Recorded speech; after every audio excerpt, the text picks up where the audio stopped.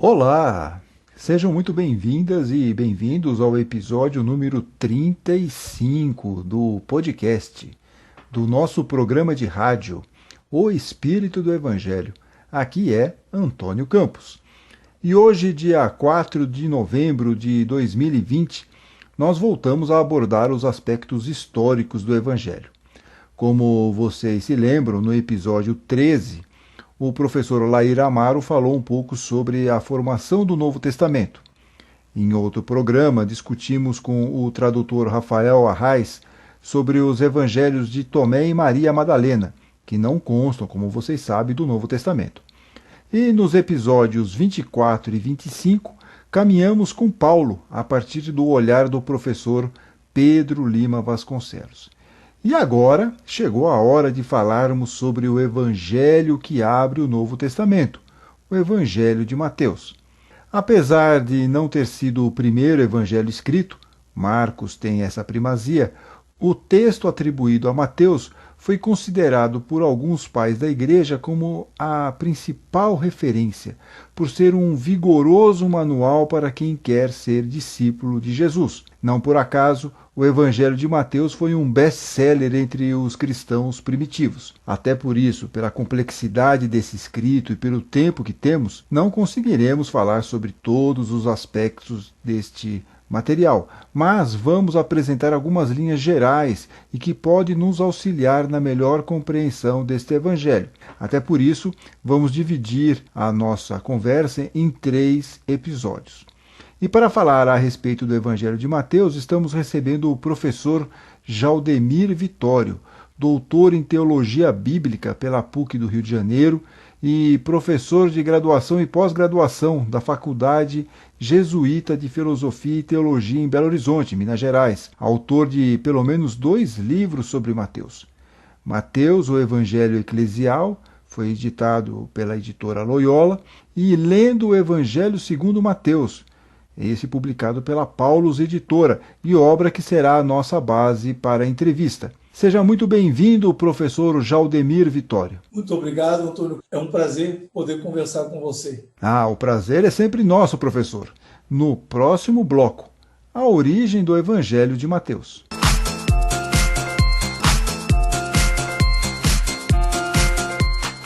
Professor Jaldemir Vitório, primeiro, uma curiosidade. Por que o senhor se especializou em Mateus? E, na sequência, qual foi a importância desse evangelho, do Evangelho de Mateus, nas primeiras comunidades cristãs? Quando eu cheguei aqui na Faculdade Jesuíta de Filosofia e Teologia, na divisão das disciplinas, me deram o Evangelho de Mateus como disciplina que eu deveria lecionar. Eu tinha feito o doutorado sobre o Evangelho de João, o capítulo 14 do Evangelho de João, e, por causa disso, eu estava mais preparado para ensinar João.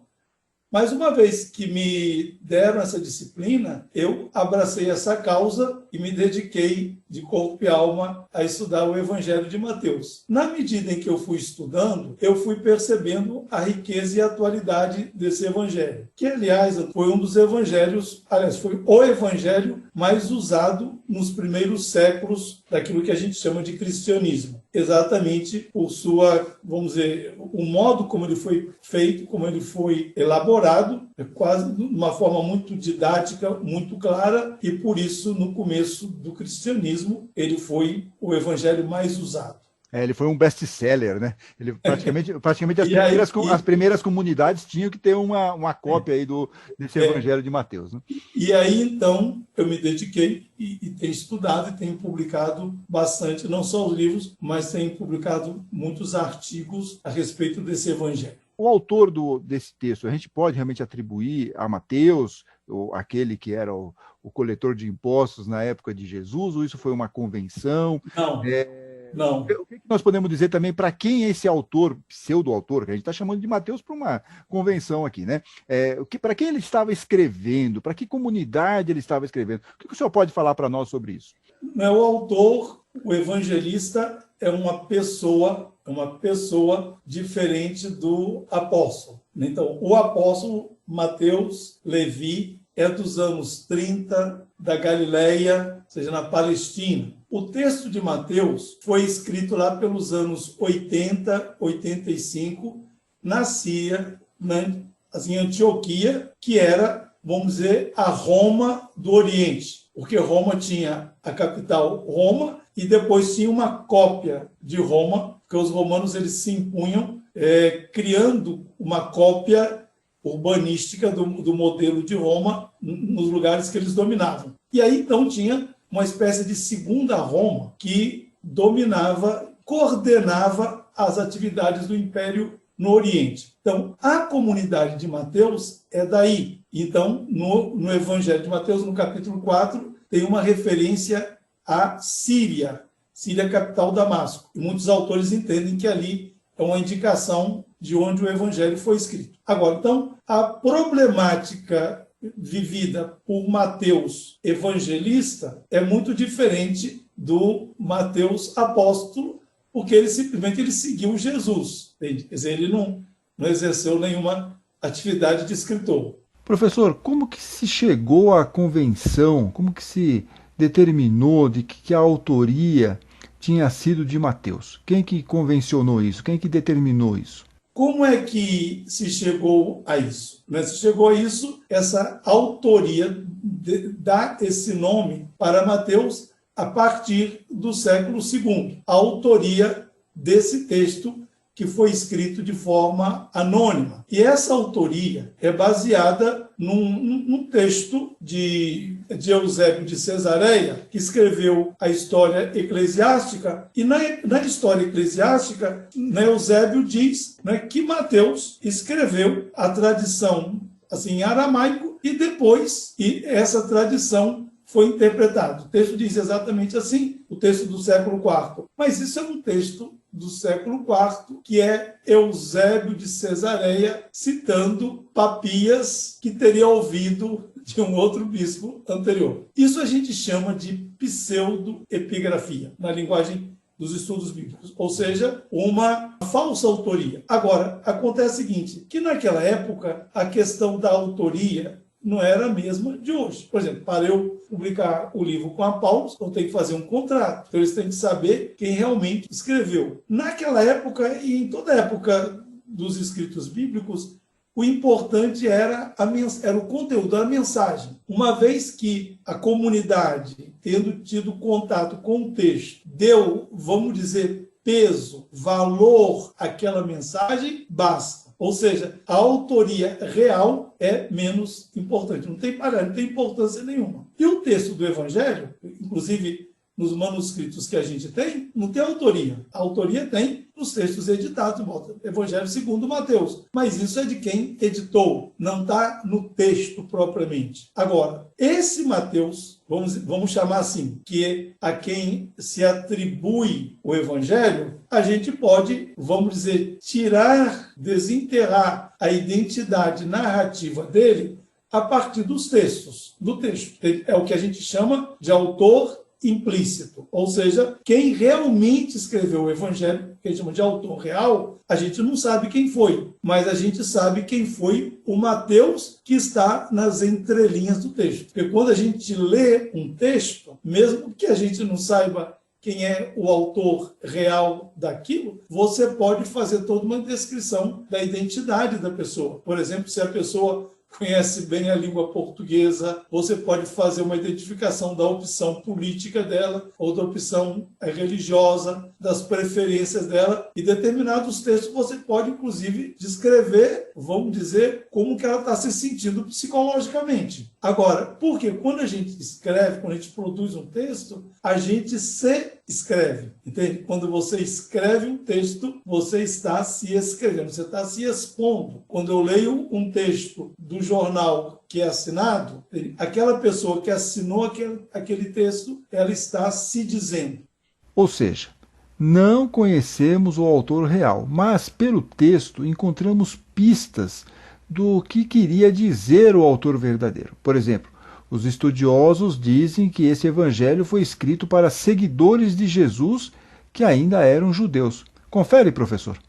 Então, esse Mateus que a gente pode encontrar nas entrelinhas, então a primeira coisa que a gente percebe que era alguém que vinha do judaísmo. Porque o substrato judaico do evangelho é evidente. Depois, é uma pessoa que, a partir daquilo que ele aprendeu no movimento de Jesus, porque Jesus não fundou o cristianismo, nem fundou nenhuma religião, né? Aquilo que ele aprendeu do movimento de Jesus, ele então relê a tradição judaica. Então, o que ele faz? O que tem no evangelho dele? A releitura do judaísmo na perspectiva do judeu Jesus de Nazaré. Perfeito. Ou seja, aí ainda não tem essa divisão entre igreja e sinagoga. Sim. Ou seja, a comunidade de Mateus, esse grupo cristão de Mateus, era um grupo dentro do judaísmo da época. Isso que o senhor está falando é uma coisa muito curiosa, porque muitas vezes a gente imagina que os cristãos já existiam logo após a morte de Jesus, né? Já teve lá a primeira comunidade, já eram todos cristãos. E isso não acontece, quer dizer, essa ideia de cristianismo ela vai surgir com mais para frente, né? Porque nessa época ainda ficava, ela tinha muita ligação com o judaísmo. E tanto que em Antioquia, por exemplo, que o senhor mencionou há pouco, né, que é a origem, seria a origem desse evangelho de Mateus, Antioquia, ele era muito importante. Tanto que o termo cristão consta, pelo menos, que surgiu aí em Antioquia, naquela época aí de Paulo, mais ou menos, já tinha mais ou menos essa ideia de que seriam os seguidores de Cristo, alguma coisa. Exatamente. Não é porque o cristiano, vamos dizer, aquilo que a gente chama, vamos dizer, Jesus, ele começou um movimento dentro do judaísmo.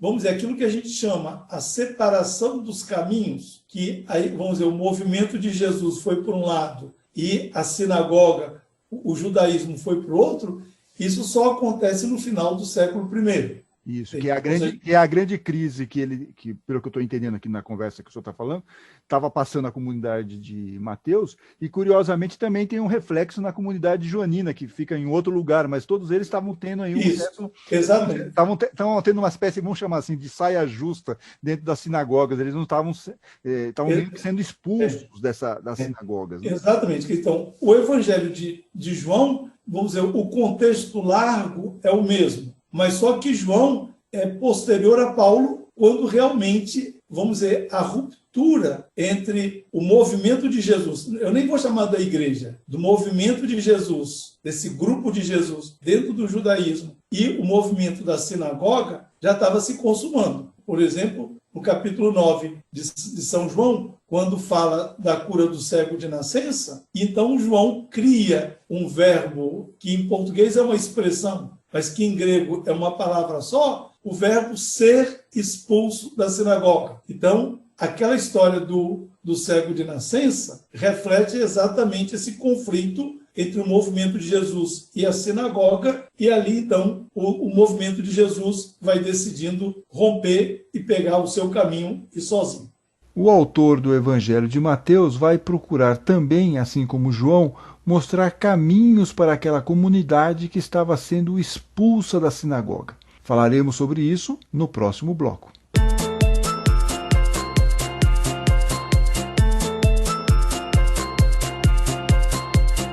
No bloco anterior, vimos como o autor do Evangelho de Mateus estava escrevendo a partir de Antioquia, na antiga Síria, que hoje é a cidade de Antáquia, na Turquia.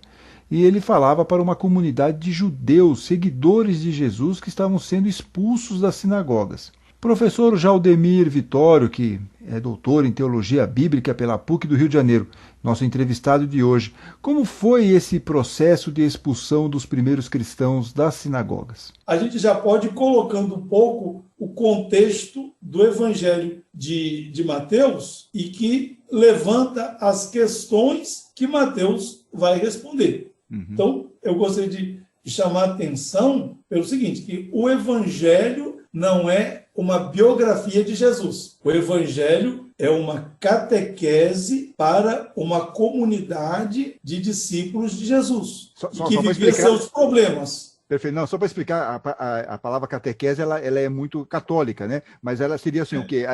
Seria a proposta, ou seja, a explicitação do projeto de Jesus para quem quer entrar no movimento de Jesus. E que ainda tinha muita ligação, no caso de Mateus, né, esse escritor que a gente está chamando aqui de Mateus, ele tinha a comunidade dele estava muito ligada ainda ao judaísmo. Então, isso... Exatamente. Exatamente. Exatamente. Então, ele não podia fazer uma coisa que fosse uma ruptura muito grande. Por isso, então, que o evangelho dele vai beber muito nessa água aí do judaísmo, inclusive o começo, como nasceu Jesus e tudo mais, ele sempre faz muita correlação com Moisés, por exemplo. Isso, exatamente. Então, o que ele vai fazer? Ele quer mostrar qual é a originalidade, vamos dizer, do projeto de Jesus, mas dentro do judaísmo. Assim, porque eu vou voltar um pouquinho atrás, só para colocar dentro do contexto. Fique à vontade. O ano 70 é um ano importante na história do judaísmo, que foi quando os romanos destruíram Jerusalém, destruíram o templo de Jerusalém e, com isso, de certo modo, desarticularam aquilo que era o centro do judaísmo, o ponto de referência. Ou seja, eles não acabaram com o judaísmo, eles quebraram aquilo que é a cabeça do judaísmo. Seria mais ou menos se caísse uma bomba no Vaticano, matasse o Papa e todo mundo lá, ou seja, ia dar um estremecimento no catolicismo mundial, porque não ia saber quem é que nomeia bispo, quem é que faz isso, quem faz aquilo, ia ter uma crise inicial, e depois o pessoal ia começar a trabalhar para recompor. Então, no ano 70 teve esse grande baque no judaísmo. No ano 80, um grupo de rabinos se reuniu numa cidadezinha que hoje é perto de Tel Aviv, que se chamava Yavne Jamnia. E aí, então, eles começaram a rearticular o judaísmo a partir da ideia de uniformização.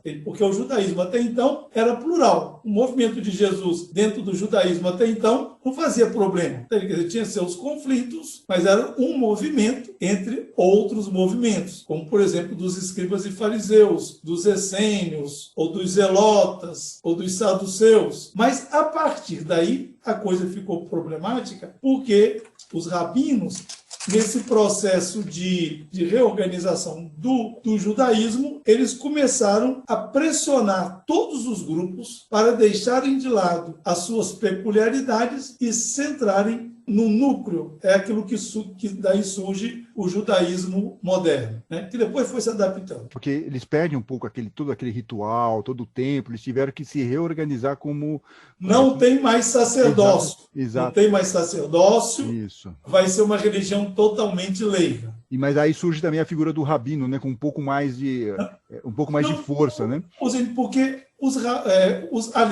aliás, até então, até que o templo fosse destruído em 70, eram, vamos dizer, os sacerdotes, os sumos sacerdotes que tinham a precedência. Quer dizer, era o pessoal dos saduceus que tinham, vamos dizer, eram a referência do judaísmo. E isso foi desde a volta do exílio da Babilônia, a inauguração do segundo templo em 515 a.C., até o ano 70, o judaísmo ele foi marcado pela presença dos sacerdotes. Daí em diante, vamos dizer, de 80 para frente, são os rabinos que tomam as rédeas da religião. E eles, então, vão trabalhar com essa ideia da uniformização. Então, por exemplo, uma coisa que eles fizeram, canonizar as escrituras judaicas. Daí, então, surge a Bíblia hebraica, que já...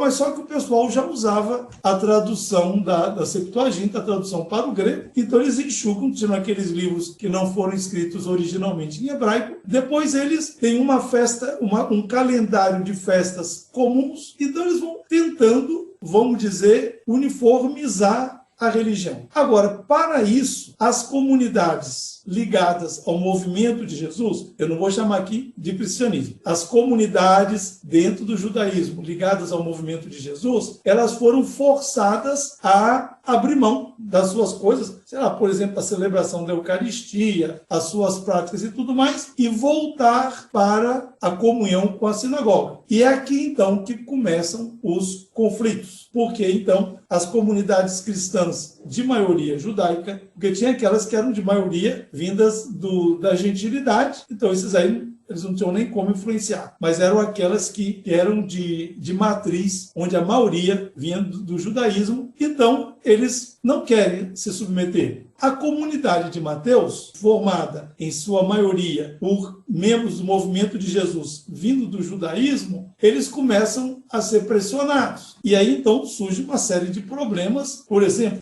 um problema que eles tinham que enfrentar é esse. Vale a pena a gente deixar Moisés de lado e aderir realmente a Jesus? Ou então, vale a pena a gente trocar Moisés por Jesus? Depois, outra coisa, eles eram acusados de hereges. Então, eles perguntam, mas será que eu entrando no movimento de Jesus, de fato, eu sou um herege? Eu tenho que jogar fora tudo aquilo que eu aprendi? Então tem uma série de questões muito sérias. Mas a questão realmente mais séria mesmo, dizia respeito a Jesus crucificado. Porque no judaísmo, no livro do Deuteronômio, capítulo 21, diz que todo aquele que é suspenso na cruz é maldito de Deus. E todo o discipulado da comunidade cristã era baseado no anúncio da salvação que vinha pelo crucificado que foi ressuscitado. E aí, então, isso era uma coisa que tinha que explicar para a comunidade dele.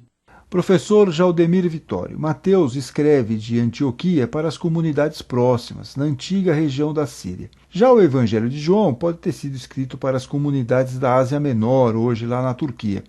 Ambas, como já abordamos, estavam passando por um processo de ruptura com as sinagogas. Na sua opinião, professor, qual a principal diferença na abordagem sobre essa questão nesses dois evangelhos? Mas a comunidade de Mateus, diferentemente da comunidade de João, que era uma comunidade já em processo de ruptura efetiva com a sinagoga, Mateus tenta segurar as pontas. Mas a coisa depois vai se tornando cada vez mais difícil e mais na frente, os rabinos da sinagoga, eles introduziram uma oração na oração da manhã, que todo judeu faz quando acorda, quando se levanta, o judeu piedoso, ele faz uma série de benditos. Shimone Estre. Ele faz as 18 bênçãos, onde ele vai louvando a Deus por 1000 coisas. E aí, então, eles inseriram aí, nessas orações da manhã, uma oração que para os discípulos de Jesus era uma coisa, vamos dizer, ofensiva, porque eles pediam a Deus que castigasse os hereges,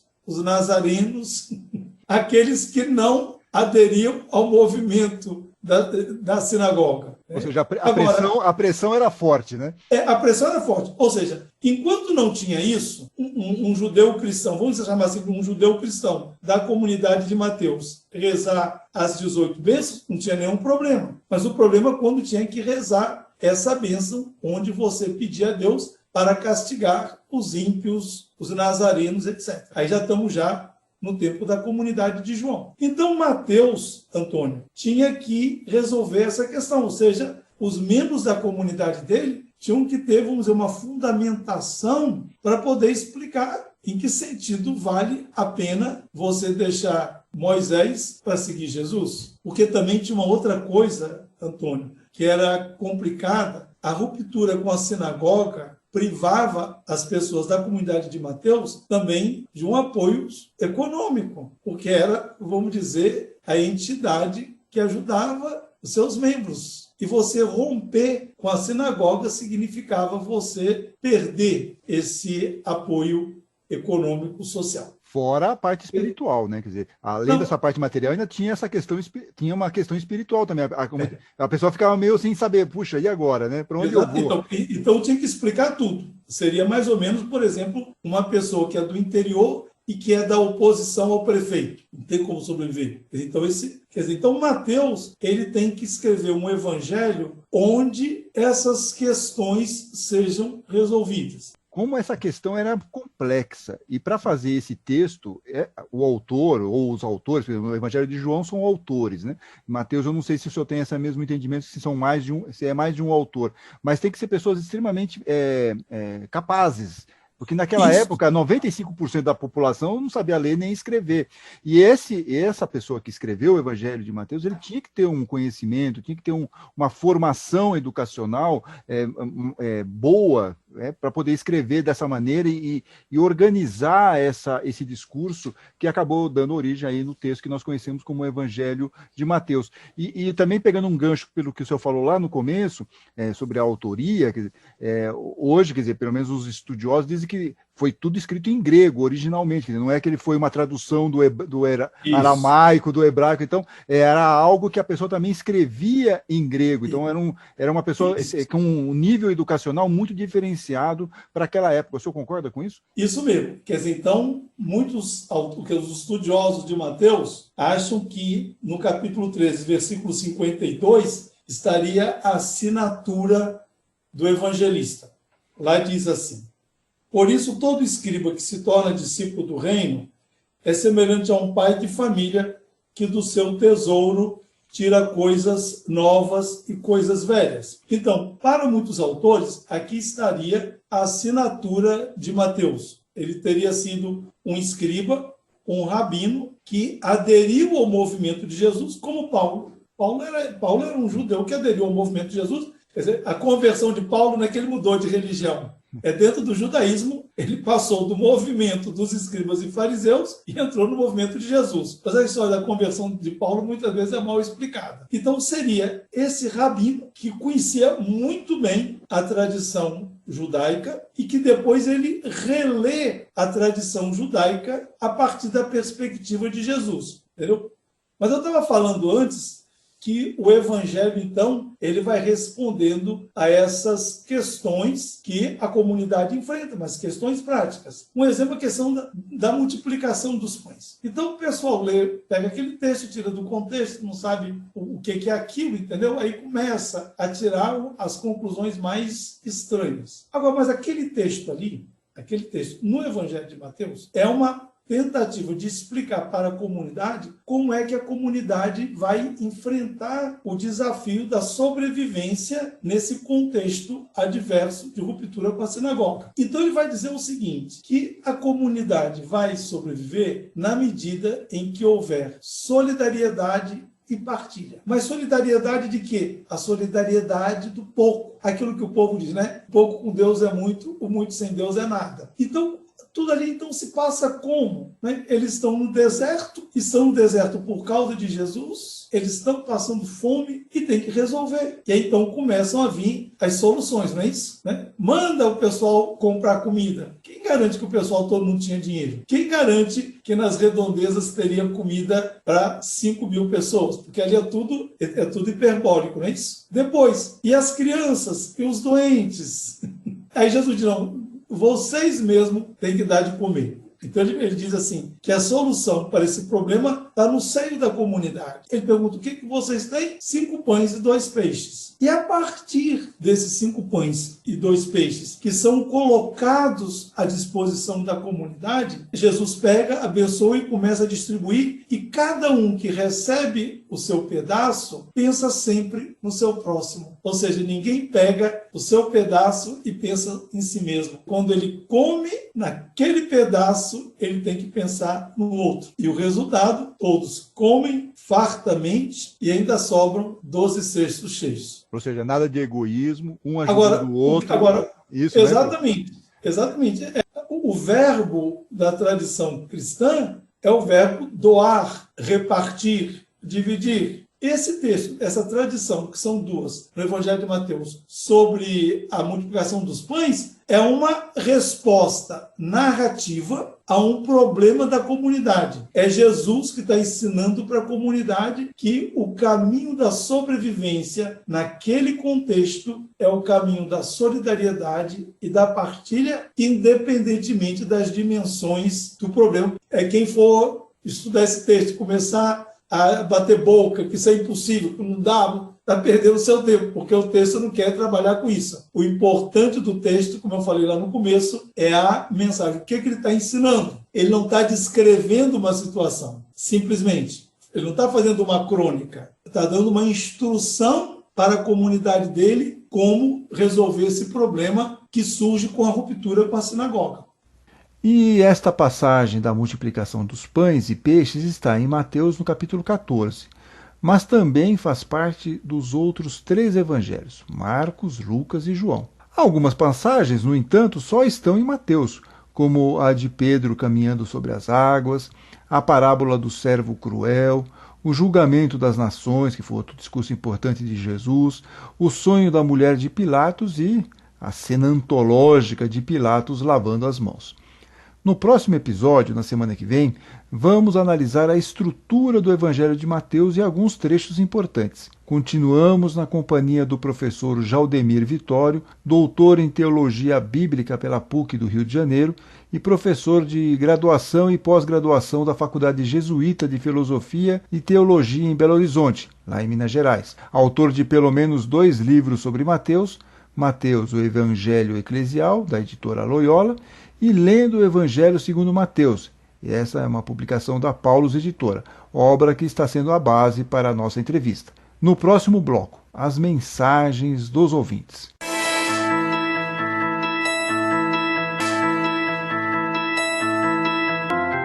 Agora é o momento das mensagens de nossos ouvintes. Participe deixando algum comentário em nossa página no YouTube, Facebook ou Twitter. É só procurar por O Espírito do Evangelho. Também estamos no WhatsApp e Telegram.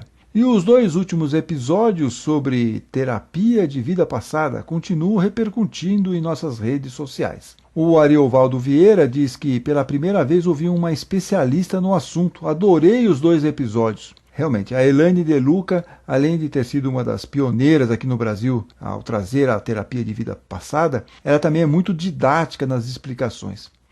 Outros ouvintes que também curtiram aqui a entrevista. A Ana Rubim também gostou aí dos programas, assim como a Célia Pavan, a Sandra Rodrigues, Daniela Machado, Maria Cecília Rodrigues, Sandra Souza, Ana Cristina Moura, Luiz Eduardo, Célia Lage, Tânia Russo e Fernanda Maria Calado.